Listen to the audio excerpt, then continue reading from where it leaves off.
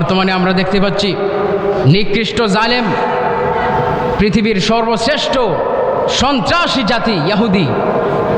ইহুদিরা জাতিগতভাবে বেয়াদব, এরা জন্মগতভাবে বেয়াদব সন্ত্রাস। হাজার হাজার লক্ষাধিক নবীদেরকে ইহুদিরা হত্যা করেছে। নাউজুবিল্লাহ বলেন না। ইতিহাসের কিতাবে এসেছে বনি ইসরায়েলদের মধ্যে সবচেয়ে বেশি নবী পয়গম্বর আল্লাহ তাআলা দুনিয়াতে প্রেরণ করেছেন। বনি ইসরায়েল হলো ইহুদি। বর্তমানে যারা ইহুদি এরা বনি ইসরায়েলের জাতি। আর এই ইহুদিরা, এই বনি ইসরায়েলেরা লক্ষের উপরে নবীকে এরা হত্যা করছে। নাউজুবিল্লাহ বলেন। এত বড় বেয়াদব। মুসা আলাইহিস সালাতু ওয়াস সালামের মতো জলিল কদর পয়গম্বর, তার সাথে পর্যন্ত তারা বেয়াদবি করেছে। কিভাবে? মুসা আলাইহিস সালাতু ওয়াস সালাম, হাদিসটি মুসলিম শরীফের মধ্যে আছে। মুসা নবী একবার গোসল করতেছেন, তার উম্মতেরাও গোসল করতেছে একসাথে, সমুদ্রের মধ্যে একসাথে গোসল করছে। তো গোসল করার সময় আমরা তো কাপড় খুলে রাখি, উপরে কাপড় রাখছে সবাই। মুসা আলাইহিস সালাতু ওয়াস সালাম অনেক দূরে চলে গেছে, উনি তো পয়গম্বর। কথাটা বলতে একটু অন্যরকম লাগে, কিন্তু যদি খুলে না বলি তাহলে বুঝবেন না। তৎকালীন জামানায় উলঙ্গ হয়ে গোসল করা জায়েজ ছিল। উলঙ্গ হয়ে গোসল করা তৎকালীন শরীয়তে জায়েজ ছিল। তো সবাই একসাথে গোসল করতেছে, কিন্তু উনি তো পয়গম্বর নবী। মুসা আলাইহিস সালাতু ওয়াস সালাম তিনি চলে গেছে অনেক দূরে, কাপড়টা উপরে। তো ইহুদিরা এত বেয়াদব, এত চূড়ান্ত পর্যায়ের বেয়াদব, এরা বলা বলি করতেছে যে মুসার মনে হয় কোনো রোগ আছে, মুসার মনে হয় ওই গোপন কোনো রোগ আছে, এই জন্য আমাদের সাথে গোসল করে না, অনেক দূরে চলে যায়। নাউজুবিল্লাহ বলেন না।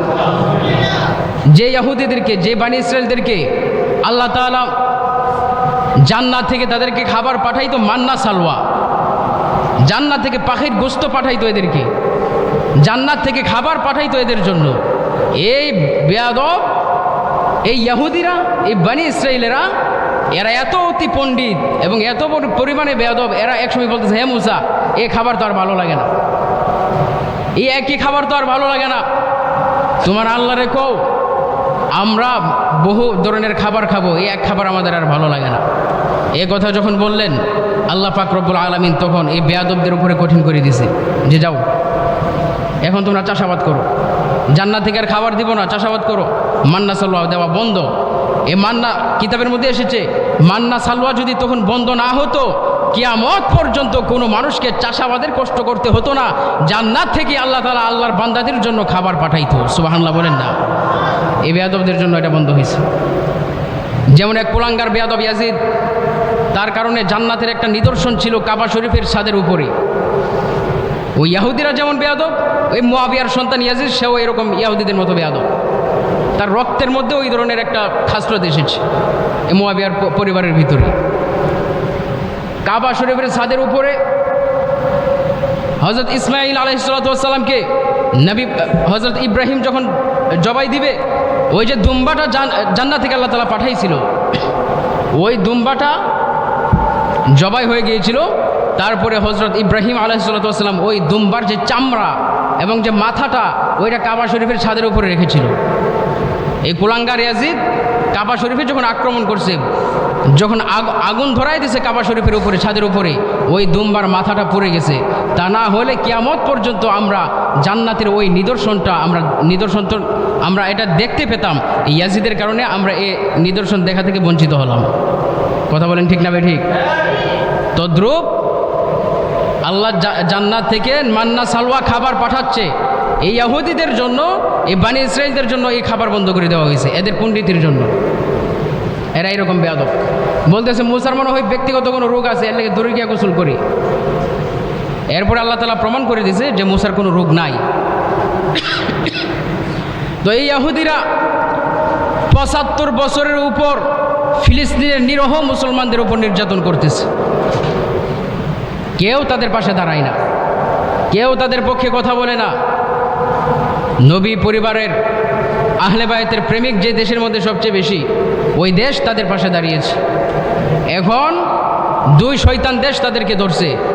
কিন্তু যারা নিজেদেরকে সহি হাদিস দাবি, সহি আমল আর সহি হাদিস নিয়ে ব্যস্ত থাকে, সারাক্ষণ সহি হাদিস করে বেদাত শিরিক জপে নবীজির রওজার পাশে দাঁড়িয়ে দোয়া করতে দেয় না, রওজার দিকে তাকিয়ে দোয়া করতে দেয় না, বলে কাবা শরীফের দিকে তাকিয়ে দোয়া করো।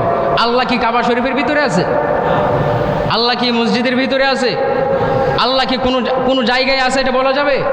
আল্লাহ কি উত্তরে নাই? আল্লাহ কি দক্ষিণে নাই, পূর্বে নাই, পশ্চিমে নাই? আল্লাহ কোন দিকে নাই?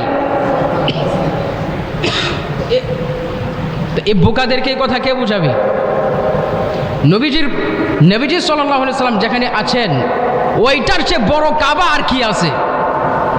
আমার নূর নবীজি যেখানে শুয়ে আছে ওই মাটির চাইতে, ওই রওজার চাইতে বড় কাবার আর কই আছে? হযরত ওমর রাদিয়াল্লাহু আনহু বলেন, হে কাবা, পাথর, ওই যে আমরা যে পাথরের মধ্যে চুমু খাই, হাজরে আসওয়াদ, এই পাথরকে হযরত ওমর বলে, হে পাথর তুমি শোনো, তুমি কি? তুমি তো সামান্য একটা পাথর, তোমাকে কেন আমি ওমর চুমু খাবো? শুধুমাত্র আমার নবী তোমাকে চুমু খাইছে বিদায় আমি চুমু খাই, না হলে আমার লাঠির আঘাতে তোমাকে আমি টুকরো টুকরো করে ফেলতাম। সুবহানাল্লাহ বলেন। তুমি পাথরের কি দাম আছে আমার কাছে? আমার নবীজি তোমাকে চুমু খাইছে বিদায় আমার কাছে তুমি দামি হইছো। হযরত আব্দুল্লাহ ইবনে আব্বাস এবং আব্দুল্লাহ ইবনে উমর থেকে হাদিসটি বর্ণিত, তিনি বলেন যে নিশ্চয় ইন্না আযমাল মুসলিমিনা কা আযমিল হুরমাতিল কাবা, নিশ্চয় কাবার চেয়ে দামি একজন ইমানদার। সুবহানাল্লাহ। কাবার হুরমাতের চেয়ে, কাবা শরীফের যে আজমত, কাবা শরীফের যে হুরমত, যে সম্মান, যে মাকাম, ওই মাকামের চাইতে একজন ইমানদারের মাকাম, দাম, মূল্য আল্লাহর কাছে বেশি। সুবহানাল্লাহ। 3 লাখ 5 লাখ টাকা খরচ করে আমরা কাবা শরীফে যাই জিয়ারত করার জন্য, তাওয়াফ করার জন্য। এটা নবীজি বলেছে বিদায় আমরা যাই। তাহলে একজন সাধারণ ইমানদারের দাম যদি কাবার চেয়ে বেশি হয়, যে নূর নবীজি যে রওজায় শুয়ে আছে, নূর নবীজি সাল্লাল্লাহু আলাইহি ওয়াসাল্লাম, যিনি আল্লাহর দোস্ত, আল্লাহর হাবিব, সাইয়্যিদুল কাউনাইনি ওয়াল আফাক, হাবিবুর রহমান, যে রওজায় শুয়ে আছে, ওই রওজার দিকে দোয়া করার হাদিস তারা পায় না। আবার এই সমস্ত বেয়াদবরা মুসলমানের পাশে দাঁড়াতে পারে না। ইহুদি এবং খ্রিস্টানদের চালাগিরি করতেছে, গোয়েন্দাগিরি করতেছে, মুসলমানের পক্ষে কাজ করার ক্ষমতা, অধিকার, সাহস, হিম্মত তাদের নাই। কথা বলেন ঠিক না ঠিক? তো এই জন্য 70 জনের বা 72 জনের কাফেলা, ইমাম হুসাইন রাদিয়াল্লাহু আনহু, ইমাম 72 জনের কাফেলা, এর মধ্যে মাত্র 18 জন ছিল যারা জিহাদ করবে। মাত্র 18 জন প্রাপ্তবয়স্ক পুরুষ ছিল 72 জনের কাফেলার মধ্যে। 10,000-এর বেশি ইয়াজিদি বাহিনী, 10,000-এর বেশি ইয়াজিদি বাহিনীর সাথে দাঁড়িয়ে গিয়েছে তলোয়ার নিয়ে মাত্র 18 জন। সুবহানাল্লাহ। এবং এমনভাবে যুদ্ধ করতেছিল, এমনভাবে জিহাদ করতেছিল, এক পর্যায়ে কাফেররা, এক পর্যায়ে এই ইয়াজিদের বাহিনী ইমাম হুসাইন রাদিয়াল্লাহু আনহুর সামনে আসার সাহস করতেছিল না। কিন্তু ইমাম হুসাইন রাদিয়াল্লাহু আনহুর কাছে খবর এসেছে, তোমাকে তো এইভাবে হত্যা করলে চলবে না, আমি নবীর কাছে তোমাকে চলে আসতে হবে। সুবহানাল্লাহ। 18 জনের কাছে টিকতে পারলো না, 10,000-এর বেশি। তো ইনশাআল্লাহ কিয়ামত পর্যন্ত ওই রক্ত, ওই ধারা, আহলে বায়তের যে রক্ত এবং তাদের প্রেমিক যেখানে থাকবে, তাদেরকে হারাই, তাদেরকে পরাজিত করে দুনিয়াতে এমন কোনো ক্ষমতা নাই। সুবহানাল্লাহ। আমার ভাইরা, বাবাজিরা, আল্লাহ হাবিব সাল্লাল্লাহু আলাইহি ওয়াসাল্লাম বলেন, আমার আহলে বায়ত হলো, আহলে বায়তের যে কথাটা বলতেছিলাম, যে আহলে বায়তের তরিতে কেন ধরতে হবে, তাদের তরিতে কেন উঠতে হবে। দুনিয়াতে যত মানুষ আছে, যত বড় পীর সাহেব হোক, সে কখনো না কখনো, কোনো না কোনো সময় হতে পারে গোমরা হয়ে যেতে পারে, গোমরা হয়ে যাওয়ার সম্ভাবনা থাকে। কিন্তু নবী সাল্লাল্লাহু আলাইহি ওয়াসাল্লাম নূরানি রক্তের ধারা যেখানে বসেছে, যেখানে বয়েছে, ওই রক্ত কোনো দিন গোমরা হওয়ার কোনো সম্ভাবনা নাই। এই জন্য আপনি যখন কোনো আহলে বায়তের, আপনি যখন তার আন্ডারে থাকবেন, তার অধীনে থাকবেন, তাহলে আশা করা যায় কিয়ামতের ময়দানেও নাজাত মিলবে ইনশাল্লাহ। বলেন আলহামদুলিল্লাহ। সম্মানিত হাজিরিন,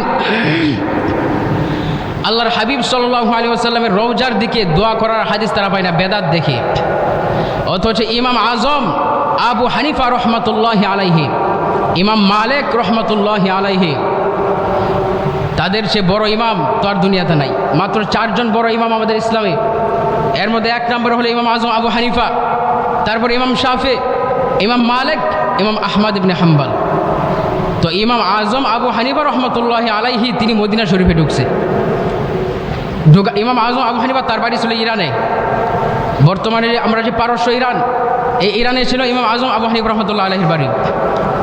এখান থেকে ইমাম আজম আবু হানিফা রহমতুল্লাহি আলাইহি তিনি গেলেন মদিনা শরীফে হজ করার জন্য। যাওয়ার পরে ওখানে গিয়ে দেখে ইমাম মালিক মদিনা শরীফে মসজিদে নববীতে তিনি ছাত্রদেরকে হাদিস পড়াচ্ছেন। এমন সময় ইমাম আজম আবু হানিফা রহমতুল্লাহি আলাইহিকে দেখার সাথে সাথে ইমাম মালিক রহমতুল্লাহ আলাইহি তিনি দাঁড়িয়ে গেলেন। সুবহানাল্লাহ। ইমাম মালিক রহমতুল্লাহ তিনি দাঁড়িয়ে গেলেন। যাওয়ার পরে তার সমস্ত ছাত্র দাঁড়িয়ে গেল, বলে হুজুর কি হয়েছে? ইমাম মালিক বলে, ও আমার ছাত্ররা, তোমরা তো চেনো না, এই মুহূর্তে আমাদের মজলিসের মধ্যে এমন একজন মানুষ এসেছে যে মানুষটা সম্পর্কে প্রিয় নবী সাল্লাল্লাহু আলাইহি সাল্লাম ভবিষ্যৎবাণী করে গিয়েছেন যে পারস্য থেকে, ফারেস থেকে এমন একজন মানুষের আবির্ভাব হবে যে মানুষটা মিসলি সুরাইয়া, আকাশের মধ্যে একটা তারকা আছে যে তারকাটার নাম হচ্ছে সুরায়া। ওই সুরায়া তারকাটা হচ্ছে একটা বিশেষ তারকা। আল্লাহর হাবিব সাল্লাল্লাহু আলাইহি সাল্লাম বলেন, ওই সুরায়া তারকার মতো একজন মানুষ পারস্য এবং ফারেসে, বা সহজে বলে ইরানে এমন একজন মানুষের আবির্ভাব হবে। আল্লাহর হাবিব বলেন, ইসলাম এবং ইলিম দিন যদি ওই সুরায়া তারকার মধ্যে থাকে, ওখান থেকে গবেষণা করে বের করে আনার মতো ক্ষমতা ওই ব্যক্তির থাকবে। সুবহানাল্লাহ। হাদিসের মধ্যে এসেছে ওই ব্যক্তিটা আর কেউ নয়, তিনি হলেন ইমাম আজম আবু হানিফা রহমতুল্লাহি আলাইহি। ওই ইমামের অনুসরণ আমরা করি। আর এই লামাযহাবী আহলে হাদিসের দল, আহলে খবিস বলি আমি এদেরকে। বর্তমানে দেখবেন এরা ইহুদিদের খুব প্রশংসা করে, বলে ইরানিরা শিয়া, এরা শিয়া, এরা এই সেই, তাদের জন্য দোয়া করা যাবে না, তাদের প্রশংসা করা যাবে না। পক্ষান্তরে তাদের বাপ ইহুদিদেরকে তারা প্রশংসা করতেছে। কথা বলেন ঠিক না বে ঠিক? ইহুদিদের গুণকীর্তন করতেছে। এমনও শোনা যায় বলে যে ইহুদিরা শিরিক করে না, ইহুদিরা বলে শিরিক করে না। এরা বলে যে মুসলমানদের মধ্যে অনেক বেদাত আছে, মুসলমানদের মধ্যে আমরা যারা মাজার বিশ্বাস করি, পীর আউলিয়া বিশ্বাস করি, আমাদেরকে তো তারা বলে বেদাতি, এবং আমরা নাকি শিরিক করি মাজারে গিয়ে। তো এই লামাযহাবীর দলেরা বলে যে ইহুদিরা শিরিক করে না, তার মানে এরা ইহুদিদেরকে ভালো বলতেছে মুসলমানদের চাইতে। নাউজুবিল্লাহ বলেন না।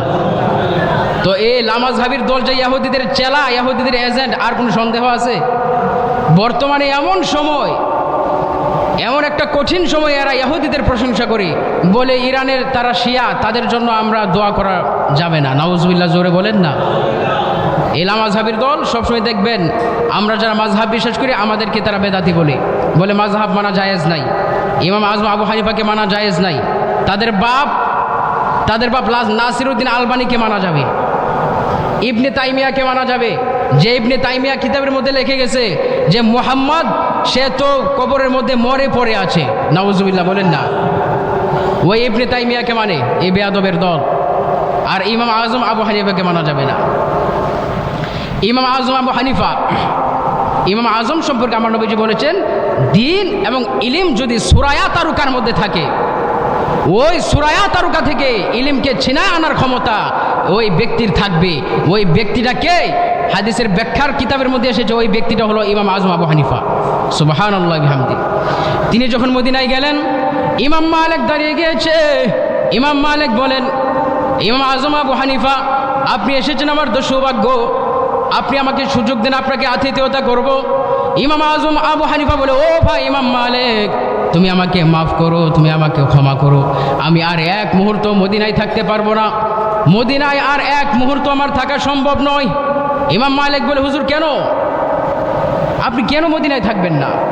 মদিনায় তো আমরা থাকতে চাই, আমরা তো দোয়া করি মদিনায় মারা যাওয়ার জন্য। ইমাম আজম আবু হানিফা বলে, আমার দ্বারা মদিনায় থাকা সম্ভব নয়, আমি এখনই মদিনা ছেড়ে এই মুহূর্তে আমাকে চলে যেতে হবে। মদিনায় যদি আর বেশিক্ষণ থাকি তাহলে মনে হয় আমি মারাই যাব। ইমাম মালিক অবাক হয়ে গেলেন, এবং বললেন, হুজুর কারণটা কি, একটু কারণটা বলেন, আপনি কেন মদিনায় থাকতে চাচ্ছেন না? নবীর দেশ, নবীজি যে রওজায় শুয়ে আছে, আপনি এখানে থাকবেন না কেন, কারণ কি? ইমাম আজম আবু হানিফা রহমতুল্লাহ বলেন, ও ইমাম মালিক, আজকে 3 দিন হলো আমি মদিনায় এসেছি, 3 দিনের ভিতরে আমি প্রস্রাব করতে পারলাম না, 3 দিনের ভিতরে আমি পায়খানা করতে পারলাম না। ইমাম মালিক বলে, হুজুর কারণটা কি? 3 দিন হলো এসেছেন, এখানে যথেষ্ট পরিমাণে টয়লেটের ব্যবস্থা আছে, কেন আপনি 3 দিন যাবৎ প্রস্রাব পায়খানা করতে পারেন না? ইমাম আজম আবু হানিফা বলে, ইমাম মালিক, 3 দিন যাবৎ আমি যখনই প্রস্রাব করতে বসি, আমার নূর নবীজি রওজা শরীফ আমার চোখের মধ্যে ভেসে ওঠে, আমার মনে হয় এই রওজায়, এই মদিনার মাটির মধ্যে আমার নবীজি শুয়ে আছে, ওই মদিনা শরীফের মাটির মধ্যে আমি কেমনে প্রস্রাব করি, যে মদিনা শরীফের মাটির মধ্যে আমার নূর নবীজি তিনি শুয়ে আছেন, ওই মদিনার মাটির মধ্যে আমি কেমনে পায়খানা করি? আজকে 3 দিন হয়ে গেল ইমাম মালিক, আমি আজম আবু হানিফা এখনো পর্যন্ত প্রস্রাব পায়খানা করতে পারলাম না, আর করতে পারবো না, আমি আর পারতেছি না, মনে হয় আমি মারা যাব, আমাকে বিদায় দাও, আমি মদিনা ছেড়ে চলে যাই। সুবহানাল্লাহ, কি আশেক ইমাম আজম আবু হানিফা রহমতুল্লাহি আলাইহি রহমতুল্লাহ, এই আশেক। বর্তমানে এলা মাযহাবের দল থাকলে ইমাম আজমকেও বলতো বেদাতি, তাকেও বেদাতি ফতোয়া দিত। এই প্রেম দেখানোর কারণে আমরা মিলাদে দাঁড়াইলে আমরা বেদাতি হয়ে যাই, দাঁড়ায় কিয়াম করলে আমরা বেদাতি হয়ে যাই। আর ইমাম আজম আবু হানিফা রহমতুল্লাহ আলাইহি তিনি মদিনা শরীফের মধ্যে প্রস্রাব পায়খানা করতে পারে না 3 দিন যাবৎ, মদিনা ছেড়ে চলে আসলো। দেখেন প্রেমের কিছু ধারা আছে। ইমাম মালিক রহমতুল্লাহ, ইমাম আজম 3 দিনের বেশি মদিনায় থাকতে পারলো না, আর ইমাম মালিক রহমতুল্লাহ জীবনে মাত্র একবার মক্কায় আসে। মদিনা থেকে মক্কা আর কতটুকু দূরে? আমরা তো বাংলাদেশ থেকে, বাংলাদেশের যারা টাকা পয়সাওয়ালা লোক আছে চেষ্টা করে বছরে বছরে উমরা করে, কথা বলেন ঠিক না ঠিক? বছরে বছরে উমরা করার চেষ্টা করে, অনেকে বছরে কয়েকবারও যায়, সুযোগ পাইলে হজ করার চেষ্টা করে। হ্যাঁ, এটা অবশ্যই সওয়াবের কাজ। কিন্তু ইমাম মালিক মদিনায় থাকে, কিন্তু তার জীবনে শুধুমাত্র একবার তিনি মক্কা শরীফে গেছে, এও যাইতে চায় না। ইমাম মালিকের বয়স হয়ে গেছে, বৃদ্ধ হয়ে গেছে। ইমাম মালিক টেনশনে পড়ে গেলেন, হজ করা তো ফরজ, এখন আমি কি করি? ইমাম মালিক বলে, আমি মদিনা ছেড়ে যাইতে চাই না, মদিনার মাটি আমি ছাড়তে চাই না। ইমাম মালিক তার যখন হাজত ধরে, প্রস্রাব পায়খানা ধরে, তিনি মদিনার বাউন্ডারির ভিতরে প্রস্রাব পায়খানা করে না, মদিনা শরীফের ভিতরে তিনি প্রস্রাব পায়খানা করে না, অনেক দূরে চলে যায়। মদিনার বাউন্ডারি যেখানে শেষ, ওখানে তিনি চলে যেতেন লম্বা সময় হেঁটে। যাওয়ার পরে তিনি যখন হাজতে বসতেন, তার হাতগুলো রাখতেন মদিনা শরীফের মাটির ভিতরে, আর তার বাকি দেহটা রাখতেন মদিনা শরীফের বাহিরে, ময়লাটা ফেলার জন্য। মদিনা শরীফের ভিতরে তিনি তার দেহের ময়লা ফেলবে না, যে মাটিতে নূর নবীজি শুয়ে আছেন, এবং হাতটা মদিনার ভিতরে রাখতেন, এই জন্য তার মরণটা যেন মদিনার ভিতরে হয়। সুবহানাল্লাহ বলেন না? নবীর রওজায় যেন, নবীজির দেশে যেন তার মরণ হয়, এই জন্য হাতটা রাখতেন মদিনার বাউন্ডারির ভিতরে, আর বাকি দেহটা রাখতেন মদিনার বাউন্ডারির বাহিরে। সুবহানাল্লাহ, কি প্রেম, কি আশেক, কি দৃষ্টিভঙ্গি! আর দাঁড়ায় কিয়াম করলে এটাই বিদাত হয়ে যাচ্ছে। কি বুঝাবেন বাবা বলেন? কোরআন হাদিস দিয়ে কি বোঝাবো? তাদের সাথে তো কোনো আপনার বাহাস, এই সেই মুনাজারা, এগুলি করে কোনো লাভ নাই। এগুলো সম্পূর্ণ দৃষ্টিভঙ্গির বিষয়, সম্পূর্ণ প্রেমের বিষয়, সম্পূর্ণ তাকওয়ার বিষয়, সম্পূর্ণ ইখলাসের বিষয়, দিলের বিষয়, হৃদয়ের বিষয়। হৃদয় থেকে যদি কেউ ফিল না করে, তাকে আপনি সারা দুনিয়ার কিতাব গোলায় খাওয়ায় দিলেও সে বুঝবে না। ইমাম মালিককে এই কাজ করার কথা কোরআন শরীফের কোন জায়গায় আছে বলেন? মদিনা শরীফের পাশেই তো বিশাল টয়লেটখানা আছে না নাই? তো পৃথিবীর যত বড় বড় আলেম ওলামা আছে, ওখানে যাচ্ছে, প্রস্রাব পায়খানা করতেছে কি না? করতেছে। কিন্তু ইমাম আজম তো 3 দিন পর্যন্ত করলো না। তো এই কথা কেমনে বোঝাবেন আপনি? কোরআন হাদিস যদি তাদেরকে সারা পৃথিবীর কোরআন হাদিস গোলায় খাওয়াই দেন, বোঝানো যাবে না, যতদিন না অন্তরের মধ্যে বুঝ আসবে। অন্তর যখন পরিশুদ্ধ হবে, অন্তরের মধ্যে যখন নবীজির মুহাব্বত চলে আসবে, তখন অটোমেটিকলি বুঝবে, এত দলিল আদিল্লা তখন লাগে না। ইমাম মালিক বৃদ্ধ হয়ে গেল, তিনি মক্কা শরীফে যায় না। তার ছাত্র বলে, হুজুর আপনি হজ করবেন না? আপনি কেন হজে যান না? এত বড় মুহাদ্দিস, আপনি পৃথিবীর শ্রেষ্ঠতম মুহাদ্দিস বর্তমানে। ইমাম আজম আবু হানিফার যখন উফাত হয়ে গেছে, এরপরে সবচেয়ে বড় মুহাদ্দিস ইমাম মালিক। ইমাম মালিককে তার ছাত্ররা বলছে, আপনি সবচেয়ে বড় মুহাদ্দিস দুনিয়ার, আপনি ইমামুল হারামাইন, মক্কা এবং মদিনার ইমাম তিনি, সুবহানাল্লাহ। আপনি ইমামুল হারামাইন, হুজুর আপনি হজ করতে যাবেন না? ইমাম মালিক বলে, আমি যদি হজ করতে যাই, ওই হজ্জের সময় মক্কায় যদি আমার মরণ হয়ে যায়, আমি তো নবীর দেশে মরতে পারলাম না, আমি তো আমার নূর নবীজির রওজায় মরতে পারলাম না, এই জন্য আমি হজ করতে যাই না। আমার বড় ভয় লাগে, আমার বড় টেনশন হয়। সুবহানাল্লাহ, ইয়া রাসূলুল্লাহ বলেন না। কিন্তু তিনি চিন্তা করলেন, অন্তত একবারের জন্য তো যেতে হবে, এটা তো ফরজ, আল্লাহর বিধান, ফরজ তো ছেড়ে দেওয়া যায় না। ইমাম মালিক এবার কি করবে কি না বুঝতে পারছে না, তার শরীরে কন্ডিশন ভালো না, বয়স হয়ে গিয়েছে। যারা আল্লাহর ওলি, যারা আধ্যাত্মিক লোক, তারা মৃত্যুর অনেক আগে অনেক কিছু বুঝতে পারে, অনেক কিছু টের পায়। ইমাম মালিক টের পাচ্ছে তার সময় আর বেশি নাই, কিন্তু এরপরও যাচ্ছে না, যেতে মন চায় না মদিনা ছেড়ে। ইমাম মালিক এবার তিনি নবীজির রওজার পাশে দাঁড়ায়, ইয়া রাসূলুল্লাহ, নবী গো, ও মায়ার নবীজি, আমি আপনার কাছে অনুমতি চাই, আপনার কাছে জানতে চাই, আমি আপনার দেশ ছেড়ে যেতে চাই না, আপনার রওজা ছেড়ে আমি যেতে চাই না, আমার মন চায় না, কিন্তু ফরজ হজ তো আমাকে আদায় করতে হবে।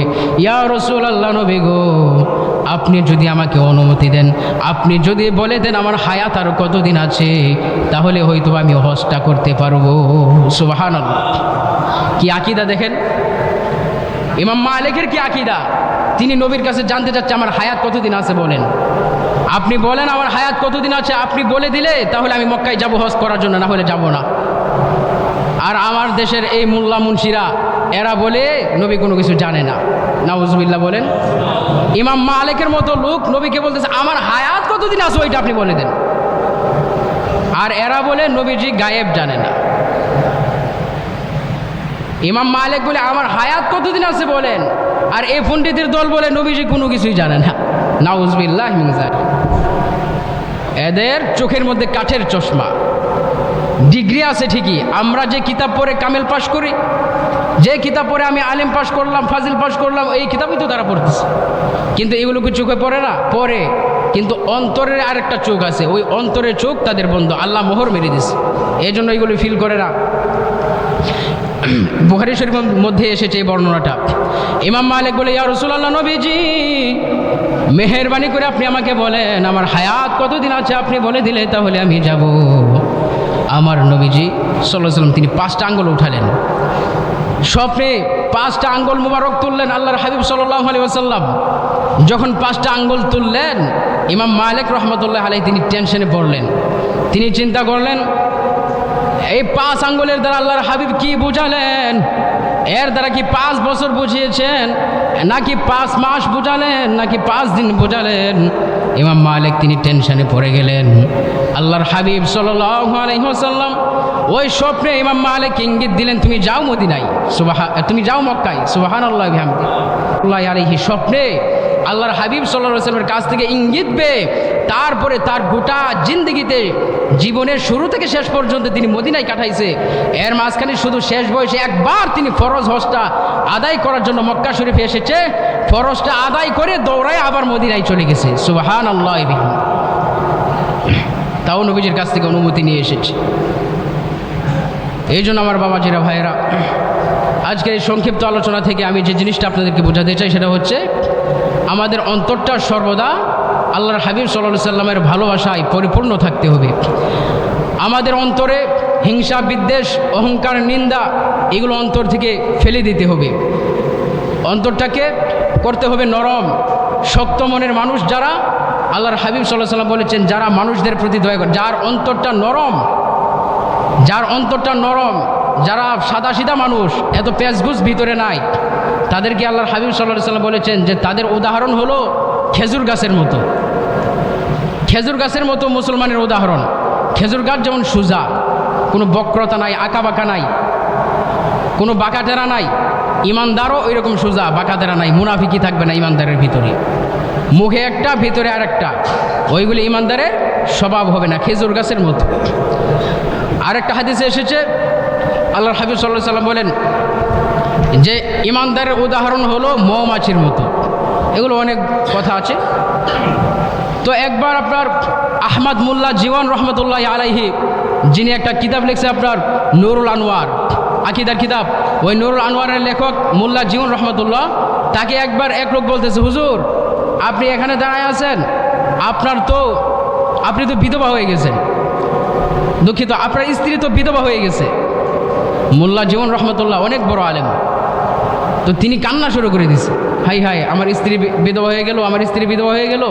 তিনি কাঁদতেছে আর বাড়ির দিকে যাচ্ছে। রাস্তার মধ্যে কয়েকজন জিজ্ঞেস করতেছে, হুজুর আপনি কাঁদতেছেন কেন? বলে যে অমুক লোকে বললো আমার বউ নাকি বিধবা হয়ে গেছে। তো তারা বলে যে হুজুর এটা কেমন কথা, আপনি জীবিত আছেন তো আপনার বউ আবার বিধবা হয়ে যায় কিভাবে? তখন মোল্লা জীবন রহমতুল্লাহ বললেন যে কথা তো ঠিকই, তাহলে কি ওই মুসলমান যে আমাকে বলল সে কি মিথ্যা কথা বলল? তো চিন্তা করেন তাদের ধারণা কী ছিল যে মুসলমান মিথ্যা কথা কেমনে বলে, মুসলমান তো মিথ্যা বলতে পারে না। মোল্লা জীবন বলতেছে ওই লোক যে আমাকে বললো যে আমার বউ বিধবা হয়ে গেছে, সে কি আমাকে মিথ্যা বলছে তাইলে? চিন্তা করছেন? এই জন্য আমাদের অন্তর, কাজী নজরুলের একটা কথা আমার মনে পড়লো এই মুহূর্তে, তার একটা কবিতা, যে কোথায় তুমি স্বর্গ আর নরক কোথায় খুঁজো, স্বর্গ নরক তোমার ভিতরেই আছে, তোমার দিলের ভিতরে, তোমার দেহের ভিতরে জান্নাত জাহান্নাম আছে। এগুলোকে জাগ্রত করতে হয়, এগুলোকে সজাগ করতে হয়, এগুলোকে সজাগ করতে হয়, জাগ্রত করা লাগে। অন্তরটা যদি ভালোবাসায় পূর্ণ হয়, অন্তরের মধ্যে যদি রাগ ক্ষোভ গুসা এগুলো দিয়ে ভরপুর থাকে, ওই অন্তর জান্নাতে ঢুকবে না। যতদিন না অন্তরটা পরিশুদ্ধ হবে, পরিশুদ্ধ হওয়ার আগ পর্যন্ত ওই দেহটা জান্নাতের জন্য উপযুক্ত নয়, ওই অন্তরটা জান্নাতের জন্য উপযুক্ত নয়। যে অন্তরের ভিতরে রাগে ভরপুর, গুসায় ভরপুর, জিদে ভরপুর, হিংসায় নিন্দায় ভরপুর, অহংকারে ভরপুর, ওই অন্তর কোশ্চিনকালেও জান্নাতে ঢুকবে না। এই জন্য দুনিয়া থেকে আমাদেরকে জান্নাতের উপযোগী করে আমাদের দেহকে, অন্তরকে গড়ে তুলতে হবে। হাসরের ময়দানে হুট করে কেউ জান্নাতে চলে যাবে না, যতদিন না পরিশুদ্ধ করা হবে, শাস্তি ভোগ করে জাহান্নামে, এরপরে পরিশুদ্ধ হওয়ার পরে জান্নাতে পাঠানো হবে, যদি দুনিয়া থেকে নিজেদেরকে আমরা সংশোধন করে না যাই। তাহলে আমরা আমাদের অন্তরের মধ্যে নবীজি সাল্লাল্লাহু আলাইহি ওয়াসাল্লামের মহব্বত রাখবো, দুনিয়ার সমস্ত মুসলমানদের জন্য আমাদের অন্তরের মধ্যে মহব্বত রাখবো। আল্লাহ তাআলা যেন পৃথিবীর যত জায়গায়, যে জায়গায় যারা পরিমাণ ইমান নিয়ে কোনো মুসলমান বসবাস করে, সকলের জান মাল, ইমান, আমল, ইজ্জতের হেফাজত যেন আল্লাহ তাআলা করেন। বলুন আল্লাহুম্মা আমিন।